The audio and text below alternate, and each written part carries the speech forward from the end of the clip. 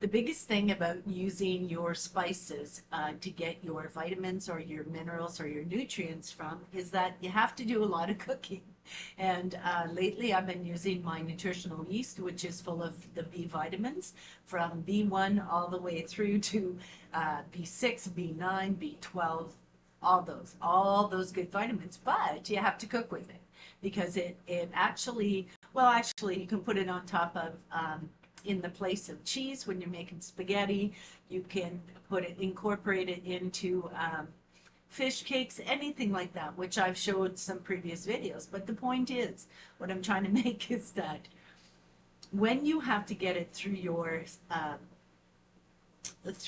spices, you have to do a lot of cooking. So once again, I am going to be making crackers, and I am going to make gluten-free crackers. Now, one specific recipe that I use, I will try to write it right here.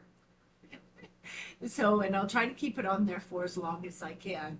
I'm a rookie at this, right? So, first off, it calls for 1 cup and 1/2, a cup and a half of either chickpea flour or the brown rice flour. I am using the brown rice flour because I did find another package in my freezer that I kept in there. So I'm going to be using approximately a cup and a half of the brown rice flour. Then I put in a level teaspoon of baking powder. Sorry, I just want to make sure I show it to you because anything that has cake, like a cookie that crumbles that you break, you would use a baking soda for it, that it would give it that kind of like crispy thing. So baking soda you would use in like pancakes, right? So it would raise the pancakes. But baking soda is a leavening agent, but this is what you would use in your crackers. Okay, so I don't know if I helped or if I hindered with that. So baking powder. So it's 1 level teaspoon of baking powder, not soda, baking powder. 3/4 teaspoon of salt. Then there's liquids, and the liquids would be 1/3 cup of olive oil and a 1/2 cup of water. Okay, so I left them on the side. I have put all my dry ingredients in, and the reason why I put my dry ingredients in first, and this is what I've done. So I put the flour in here, I put the salt in here, and I put the baking powder in here. Next, what I'm going to do is I'm going to put the spices, the herbs. And the reason why is because I do not have vitamin K2 left. And vitamin K2 is basically a thinner form. And so I need that, right? And I haven't been taking my vitamin D because usually I take vitamin D/K2, but unfortunately I don't have any of it. So I'm going to be getting my K2 from basil. And basil is very high in vitamin K2. So I'm going to add that to my dry ingredients. Now, I'm just going to wing it. I'm going to take some and put it in my hand and pop it in. And when I think I have enough, then I have enough. So I would think maybe 1/4 of a cup. And I do keep it in a big package. Now, there's other spices, like I said in a previous video, that you can use. Oregano leaves. Oregano leaves are amazing for chelation. If you're trying to get rid of the heavy metals in your body, use a lot of oregano. And I do have an amalgamate filling at the back, and so I will be putting in some oregano in with my spices.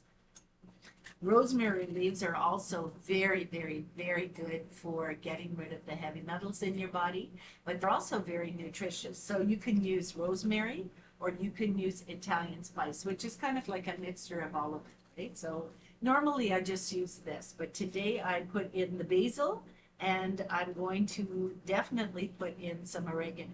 So I'm going to open up some oregano and put some oregano in there. And basically, after you have all your spices in, the simplest thing to do is just to mix it all together. So I've got my handy little mixture. I don't even know where I got it, but anyway. So I'm just going to mix that all together.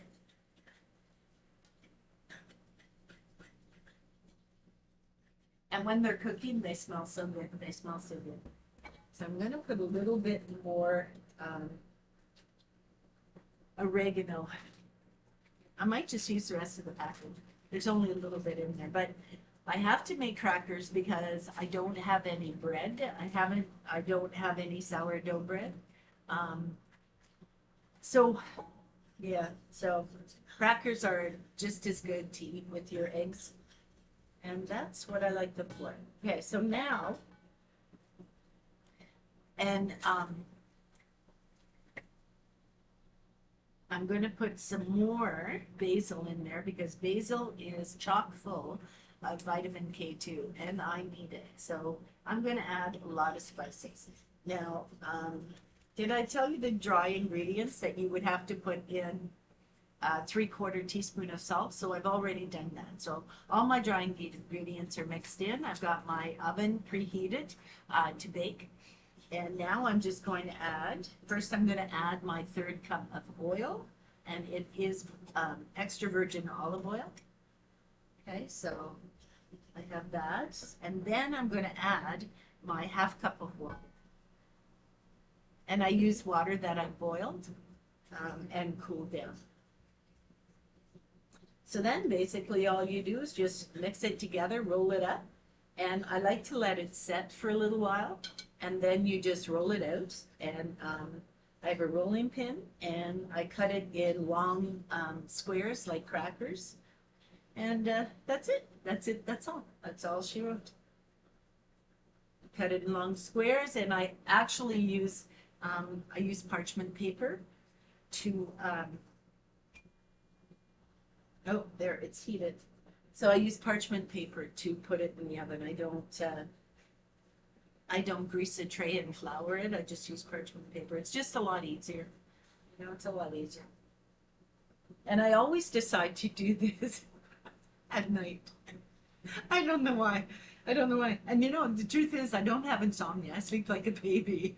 So, and I contribute that to the fact that I do take ashwagandha. I take ashwagandha every day. I take it in the morning, a 1/2 teaspoon in the morning, and a 1/2 teaspoon at night. And the reason I started taking the half a teaspoon at night is that I've been finding that I've been getting a lot of problems with the barometric pressure where I live. I mean, our climate change is really affecting me, and it's affecting me outrageously because my blood pressure, it will dip. It will literally go so low that I feel like I'm going to pass out. And then there's other times that it goes really, really high. And so, you know, it's a little scary, right? It's a little scary. So I have to be very, very careful, especially with my blood pressure. With my cancers, I do have some lesions that I'm treating on my chest. I treat them with iodine and baking soda, and you know, it's been working. So maybe it won't work for you. Maybe it's not something that you'd be willing to try. And I'm not saying you should. I'm just saying that this is my journey and this is how I deal with it. So, so all I have to do is I basically have to make it into almost like a plasticine type of texture, and then I just roll it out. I roll it out, and I'll show you when I do that. So I'm going to work on it here and get it to that consistency, and then I will show you the next step that I take. I'll be right back. My little cat just got up from his nap and he wondered what I'm doing. Why am I talking to a screen? Okay, so this is the consistency. It's almost like Play-Doh, see? And that's what you want it to be like. And then all you have to do, I have a piece of parchment paper on a cookie tray, which I'm not the greatest at cutting, but whatever. Anyhow, so I've got my rolling pin. I just need a little bit of flour, and I am going to roll some of these out. I'll show you how they look. And it has to be very thin. So it's going to be very thin.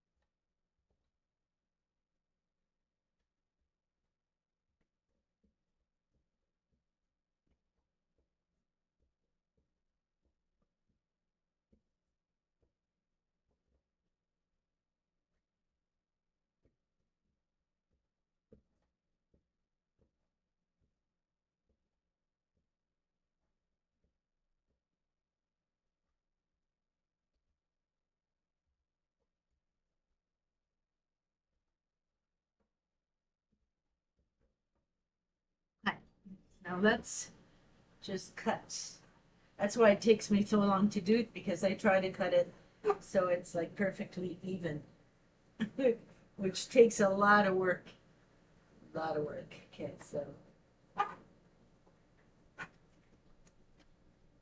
so I don't know if you can see that. Okay, so then all I'm going to do is cut it in sections. So this one I'm going to cut down the middle, and I'm going to cut it in 3. Okay, and that's it. And then you just put it on your tray, and it doesn't take long for these to cook. Alrighty, so I've got the first tray. The first tray is ready to go in the oven, and that's all they look like. They're very thin, but I make them long and narrow. Now I have used oregano, and I also use basil in here. I use it because of the nutritional needs that I get from the basil, the K2, and definitely I need the oregano because of the fact I have that amalgame filling. So I'm going to put these in. I'm going to roll out some more. I should be able to fill a whole container, and I'll show you the container that I use. It's got my coffee in it. So a container this big, I can fill it with, you know, 1.5 cups of the flour. We'll fill this full of crackers, and they are tasty crackers. They are good with any type of soup. I do make a lot of homemade soups and stews and things like that. I also like to occasionally change it up and have eggs over easy, the runny eggs, you know, and then take the crackers and use the crackers in place of the bread. Now, I try not to eat bread that's got gluten in it. And indeed, the flour that I've used for these crackers is non-gluten. It's gluten-free. And so it works for me. It doesn't give me that inflammation that I normally get from white bread or even brown bread, right? So I like to eat sourdough bread. I have been purchasing it. I haven't been making it of my own accord. I've been purchasing it.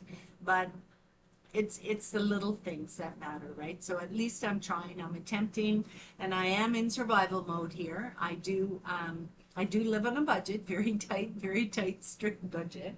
And so these crackers are going to last me almost the whole week. And we're starting out, you know, we're starting out into the weekend. So these will last me a whole week, these crackers, which is a good thing because I love my crackers. So I'm going to get these crackers in the oven. And I was thinking about maybe tomorrow. I also like chili powder, and I like chili flakes. Excuse me, and I put a lot of it in my soups and things like that. And so I was thinking, you know, I would like to make these gluten-free crackers with chili flakes in it. And I might attempt to do that tomorrow. And I think it would taste really good. I usually buy this jalapeno cheese. And I was thinking that the red pepper flakes in a cracker with the jalapeno cheese would be like, mwah, bellissimo. So anyhow, this is what I'm going to do. I'm going to get these crackers in the oven, get cracking on making the rest, and I'll show you the finished product. They are perfect. They turned out perfect. Just crispy enough. So if you want them crispier, you would basically just kind of leave them in a little bit longer. I used to turn them over, but I'm not going to do that. These are good just like that. I think I have 2, 4, 6, 8, 10, 12. I have 12. So it made me, gosh, it made me like 6 dozen. So basically from 1.5 cups of flour, of chickpea flour. So, you know, it's the best recipe, gluten-free, and it's a lot cheaper than me having to pay, you know, almost $6 for gluten-free crackers at the store. So, you know, it is what it is.